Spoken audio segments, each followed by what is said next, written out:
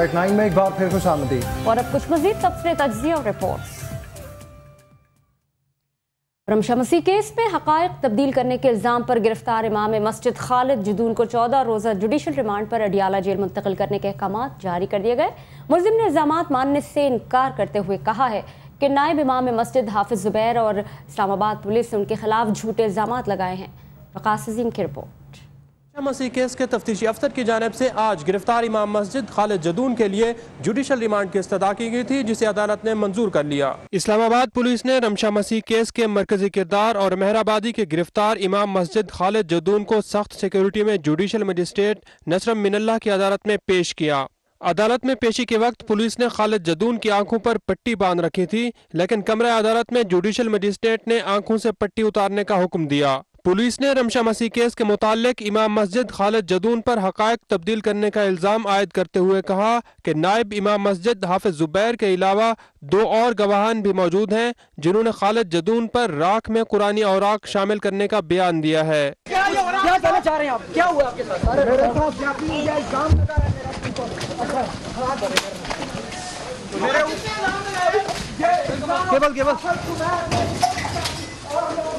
रमशा मसीह case में मुद्दई मलिक अम्माद के वकील राव अब्दुल रहीम ने अदालत से इस्तदा की कि खालिद जदून का तौहीन कुरान के वाक़े से कोई ताल्लुक नहीं। खालिद जदून को अब 16 सितंबर को दोबारा अदालत में पेश किया जाएगा।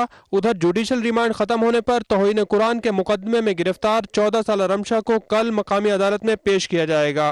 रमशा मसीह केस के मुताल्लिक पुलिस जहां गवाहों के बयानात रिकॉर्ड कर रही है, वहां उसे इस केस की तफ्तीश में बाज़ मुश्किलात का भी सामना है, जिन्हें वो दूर करने के लिए अदालत से वक्त मांग रही है।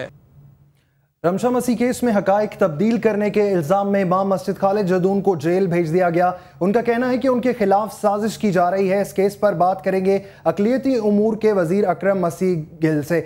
गिल साहब, रमशा केस में क्या आप पुलिस की तफ्तीश और अदालती कार्रवाई से मुतमईन हैं?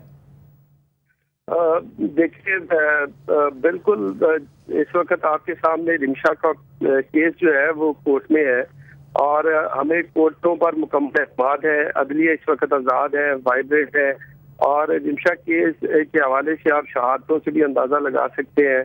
और मैंने तो पहले दिन से कहा था कि कोई गैर मुस्लिम, खास तौर पर क्रिश्चियन, कुरान पाक की दीन के हवाले से कभी सोच भी नहीं सकता। हमारे लिए जिस तरह बाइबल मुकद्दस अहमियत रखती है, जिस तरह हम उसकी इज्जत करते हैं, उसी तरह कुरान पाक की इज्जत करते हैं। और इस केस में भी आप देख लें कि हम हाफिज़ ज़ुबैर साहब के भी शुक्रगुजार हैं कि उन्होंने हक का साथ दिया है, सच का साथ दिया है।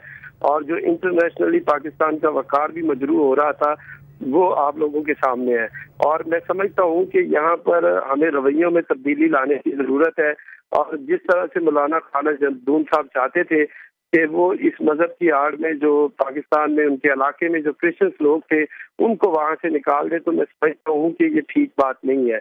और हम तो पहले कह रहे थे कि ये जो कानून है, कानून से हमें कोई एतराज नहीं। कानून से एतराज नहीं। अकरम मसीह गिल साहब, कता कलामी माफ, आखिर ऐसा क्यों है? बार बार इस तरह के केसेस देखने में आ रहे हैं। पहले आसिया बीबी का केस देखने में आया, अब रमशा का केस। आखिर ऐसा क्या किया जाए कि इस तरह के जो वाकयात हैं इनसे बचा जा सके?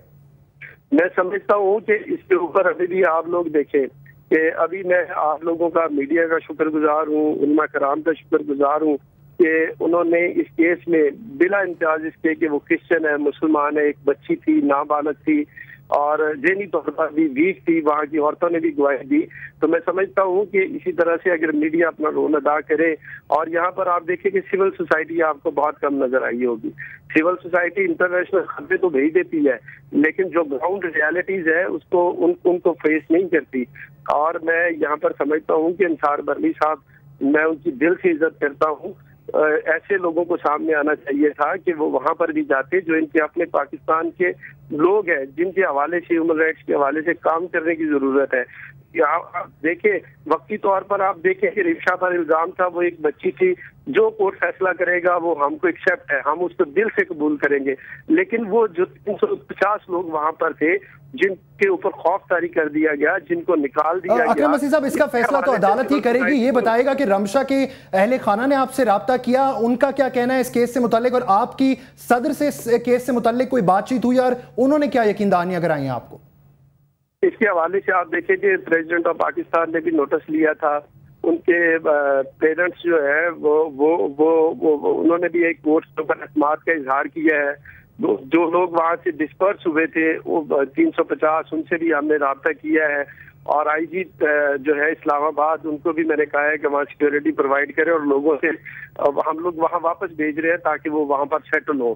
میں صرف یہ چاہتا ہوں آپ کے چینل کے تھرو اپنے مسلمان بھائیوں سے بھی کہ, اور خاص طور پر علماء کرام سے بھی, کہ وہ اس طرح کا کلچر پیدا کریں, اس طرح کا انوائرمنٹ پیدا کریں کہ جو کانسٹیٹیوشن آف پاکستان کہتا ہے ہم اس کی ریسپیکٹ کریں. پاکستان کا قانون اقلیتوں کو حقوق دیتا ہے, ایکول رائٹس کی بات کرتا ہے, ان کو مذہبی آزادی دیتا ہے, اور قائد اعظم کا بھی ویژن یہی تھا. لیکن اگر ہم اس طرح سے ٹالرنس کی فضا نہیں پیدا کریں گے تو میں سمجھتا ہوں کہ اس سے پاکستان کا وقار جو ہے وہ انٹرنیشنلی بھی اور ملک کے اندر بھی بدنام ہوگا.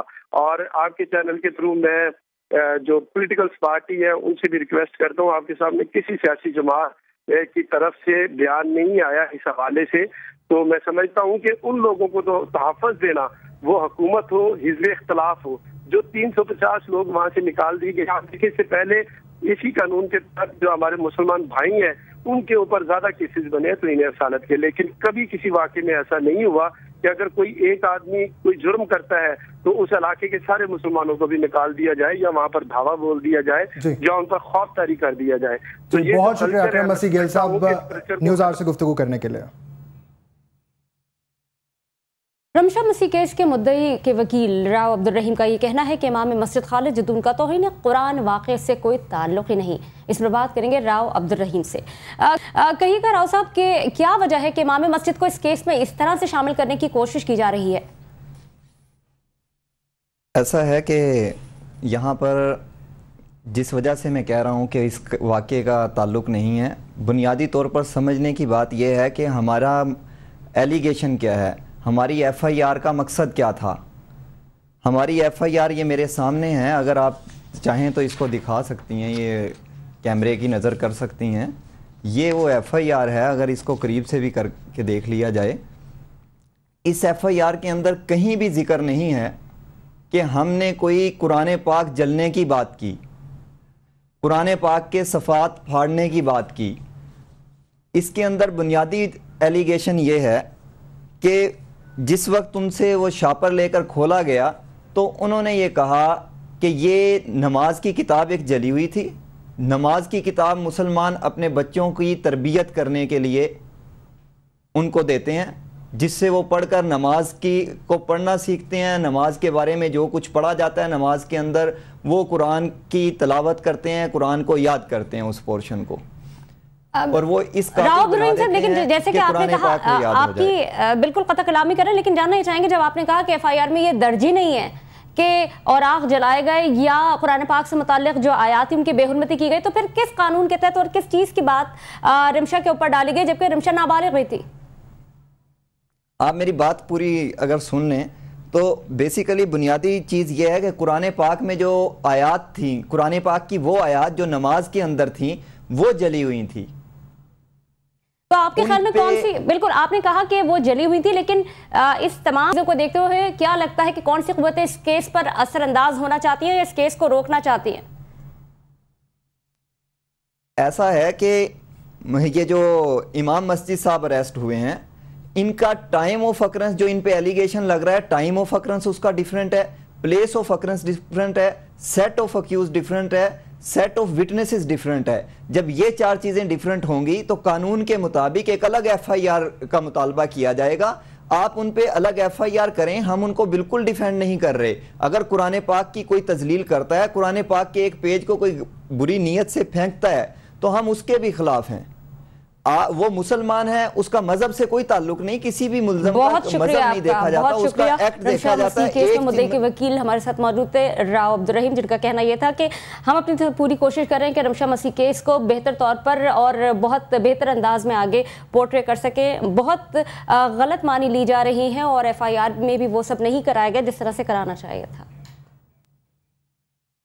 نیوز 9 میں یہاں وقت ہوا ایک بریک کا. کچھ تبصروں اور تجزیوں کے ساتھ دوبارہ حاضر ہوں.